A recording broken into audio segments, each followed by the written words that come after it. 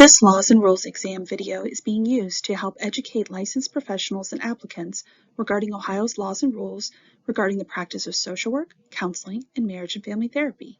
This video is part of the board's ongoing effort to ensure that licensees and applicants know important basic information regarding the requirements for holding a license in Ohio to practice social work, counseling, and marriage and family therapy.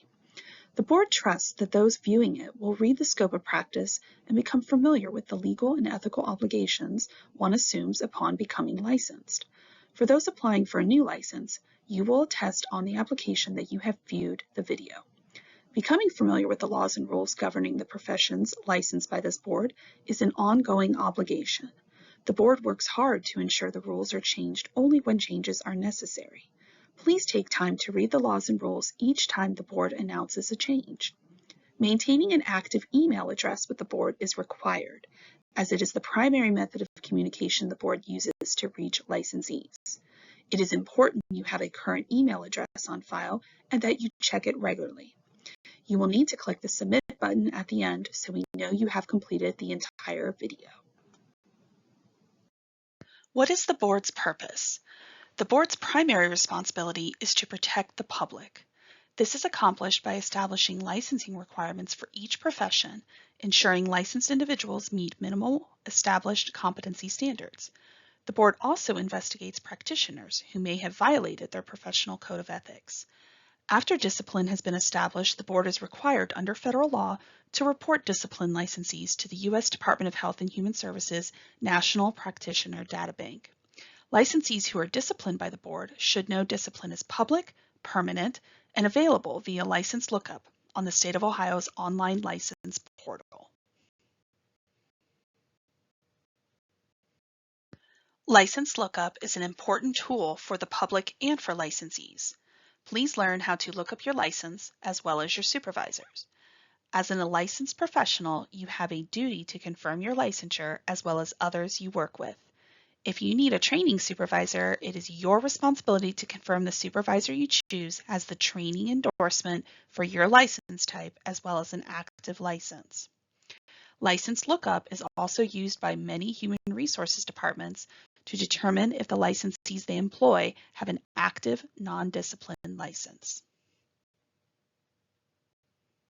Laws and rules can be found on the board's website under the tab for professionals. Please note that while not frequently, the laws and rules are subject to change. Ohio law requires the board to review existing rules every 5 years to determine if our rules should be eliminated or amended. Near the end of this process, the board holds a public hearing where licensees and other interested parties can comment on the proposed rules before the rules appear before the full Joint Committee on Agency Rule Review, or JCAR, for a hearing. The laws and rules are divided into two parts: the Ohio Revised Code, or ORC, and the Ohio Administrative Code, or OAC. You can search the laws and rules by word or by the OAC or ORC code using Control F. The ORC, or the law, is denoted by dots, for example, 4757.01 or 4757.05, etc. The OAC, or the rules, are denoted by dashes, for example, 4757-5-03 or 4757-23-01. The laws and rules include a scope of practice for each license type. The scope of practice defines the parameters under which a license holder may practice in the state of Ohio. Chapter 4757-15 is the scope of practice for counselors. Chapter 4757-21 is the scope of practice for social workers. Chapter 4757-27 is the marriage and family therapy scope of practice.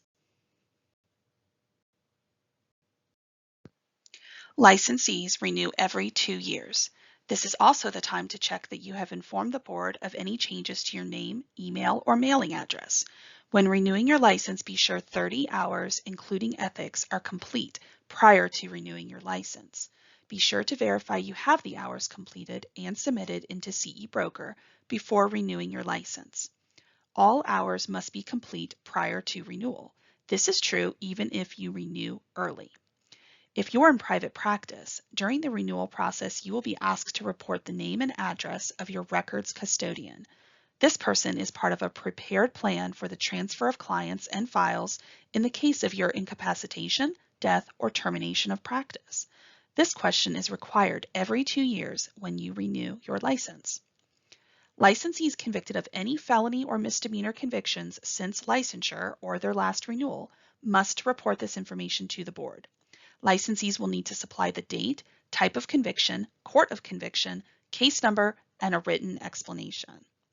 If your name or mailing address has changed since your last renewal, you are required by law to update the board with any new information. Address and name changes must be reported within 90 days of the change. The board uses CE Broker to track licensees' continuing education. 30 hours of approved continuing education are required at every 2-year renewal period. Please refer to the board's website for detailed information regarding the renewal process. Email is the board's primary way to reach licensees. It is important you have a current email address and that you check it frequently. It is possible that many of the emails sent by the board and Ohio's e-license system are seen as spam, and a lot of these emails might end up in junk mail folders. To ensure all emails reach you, please add the following emails to your contacts and safe senders lists.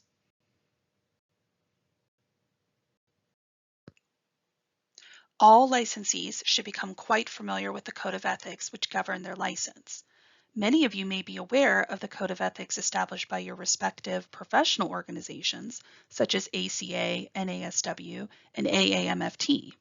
While these association standards are helpful to licensees in aiding their understanding of the rules of professional ethics and conduct, please note that the board's rules of standards of ethical practice and professional conduct shall prevail whenever any conflict exists between these rules and the professional association standards.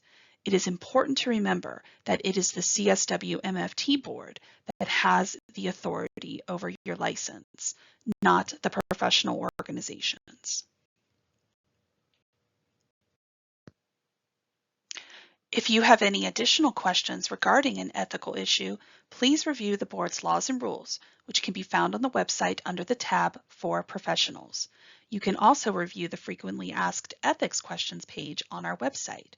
If after reviewing all of these resources, further clarification is needed, you can send your questions to the board at ethics@cswb.ohio.gov. I've passed the exam. I can start practicing, right? No. The board is seeing an increase in the number of complaints and inquiries about unlicensed practice. Many of these issues arise from circumstances where an applicant has passed the exam but not yet completed all the licensure requirements to receive a license. Passing the exam is an important step toward licensure, but passing the exam is not sufficient to begin practicing. An applicant who has not received an email from the board notifying them of the issuance of their license and chooses to practice is violating the law. If you are unsure, you can verify the status of your license application by logging into your e-license dashboard. Thank you for watching this video. The following websites and email addresses will be helpful to you throughout the application process and after you are licensed. Good luck to you on your professional journey of becoming a licensee of the CSW MFT board.